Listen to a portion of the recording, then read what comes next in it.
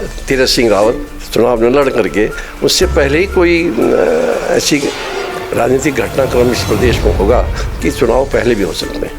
दूसरी तरफ का जो प्रत्याशी है उसके संबंध में आप सब लोग जानते हैं, उसके बारे में मैं कुछ अधिक कहना नहीं चाहूँगा।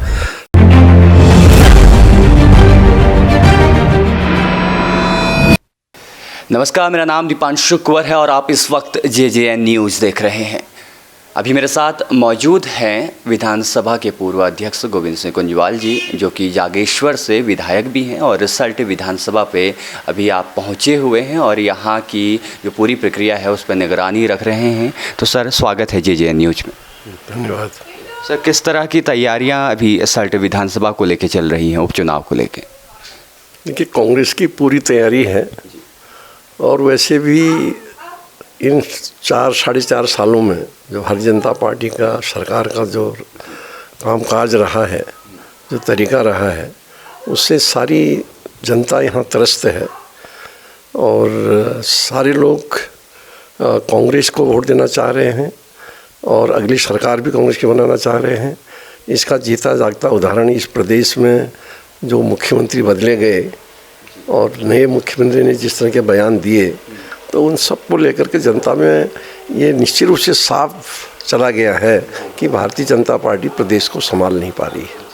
तो सर, जो ये उपचुनाव है इसके रुझानों की बात करें तो किस तरह से भी क्षेत्र पे लग रहा है कि क्या यहाँ पर अपनी भी कांग्रेस अपनी सीट लेके आएगी? इस समय तो बिल्कुल स्पष्ट है कि जनता का रुझान सीधे सीधे कांग्रेस की तरफ है। मैं तो कहूँगा कांग्रेस की लहर चली हुई है इस सल्ट विधानसभा क्षेत्र में। प्रत्याशियों में बहुत बड़ा अंतर है, उनकी योग्यता को लेकर के, उनके काम करने की शैली को लेकर के।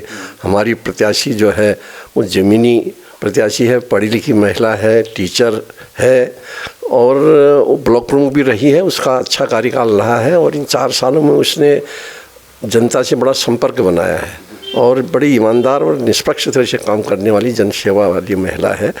और दूसरी तरफ का जो प्रत्याशी है उसके संबंध में आप सब लोग जानते हैं, उसके बारे में मैं कुछ अधिक कहना नहीं चाहूँगा, लेकिन बहुत बड़ा अंतर लोग प्रत्याशियों में भी मान रहे हैं और उसका भी लाभ जो है कांग्रेस को हो रहा है। बिल्कुल सर, आपने बोला जो अभी गंगा पंचोली हैं जो यहाँ की प्रत्याशी हैं, तो सुर्खियों में खबर आ रही थी कि जो दूसरे आपकी के दल के नेता हैं उनके बीच में भी कुछ अनबन है टिकट को लेके। देखिए, ये हर दल में होता है, जिसको प्रत्याशी सभी बनना चाहते हैं, आवेदन भी सब करते हैं पार्टी में और टिकट एक ही को मिलता है।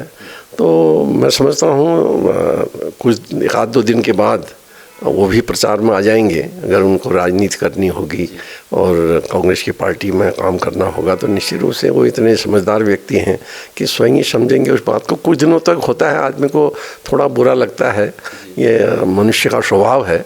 तो मैं समझता हूँ धीरे धीरे नॉर्मल हो रहा है, वो निश्चित रूप से कांग्रेस का प्रचार करने के लिए उतरेंगे। सर, क्या ये जो उपचुनाव है इसका असर जो है 2022 के चुनाव में पड़ेगा?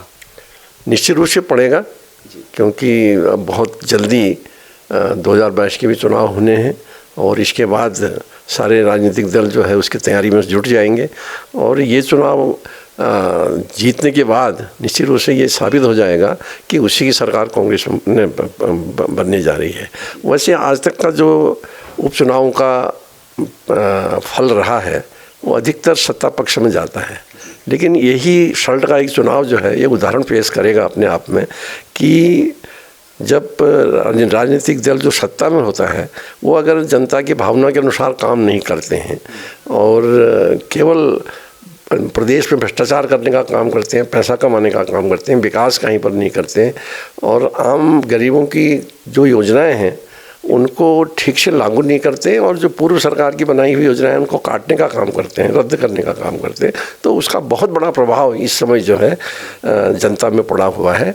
वैसे भी आपने देखा होगा कि मुख्यमंत्री बदलने के बाद उस पार्टी के नेताओं में बहुत बड़ा झगड़ा पैदा हो गया है, जो साफ दिख रहा है, क्योंकि पूर्व मुख्यमंत्री त्रिवेंद्र सिंह रावत की जितनी भी योजनाएं थी, जितने भी उनके काम थे, जितने उन्होंने बनाए थे, उन सबको धीरे धीरे ख़त्म करने की कोशिश की जा रही है और जो दायित्वधारी थे करीब 100-125 लोग उनको हटा दिया गया है, वो भी इस समय असंतुष्ट चल रहे हैं। जनता का एक सवाल है कि जो अभी उपचुनाव हुआ है, क्या इस उपचुनाव की ज़रूरत अभी थी? अगर थी तो क्या तीरथ सिंह रावत का भी अभी उपचुनाव होना है? क्या वो इस सीट से चुनाव नहीं लड़ सकते थे? देखिए, उपचुनाव की आवश्यकता तो इसलिए पड़ती है, आकस्मिक उनका निधन हुआ था सुरेंद्र सिंह जीना का, तो ये सैद्धांतिक व्यवस्था है, संवैधानिक व्यवस्था है कि 6 महीने के अंदर उस सीट को भरना पड़ेगा, उसके लिए चुनाव हो रहे हैं। लेकिन ये आपने बहुत अच्छी बात कही है कि एक सीट खाली हो गई थी, तो उस सीट पर प्रदेश के मुख्यमंत्री जो इसमें विधायक नहीं हैं, जिनको 6 महीने के अंदर हाउस में विधायक बनना पड़ेगा, तो उन्होंने लड़ना चाहिए था और दूसरे को नहीं भेजना चाहिए था। लेकिन जो स्थितियां पैदा हुई हैं, उससे लगता है कि उन्होंने हिम्मत नहीं करी है। और मुझे तो ये भी शंका है कि त्रिवेंद्र सिंह रावत 6 महीने का चुनाव न लड़ करके, उससे पहले ही तीरथ सिंह रावत चुनाव न लड़ करके, उससे पहले ही कोई ऐसी राजनीतिक घटनाक्रम इस प्रदेश में होगा कि चुनाव पहले भी हो सकते हैं। जी बिल्कुल। तो आगामी चुनाव 17 तारीख को होने हैं, उपचुनाव, तो जनता से क्या अपील करेंगे?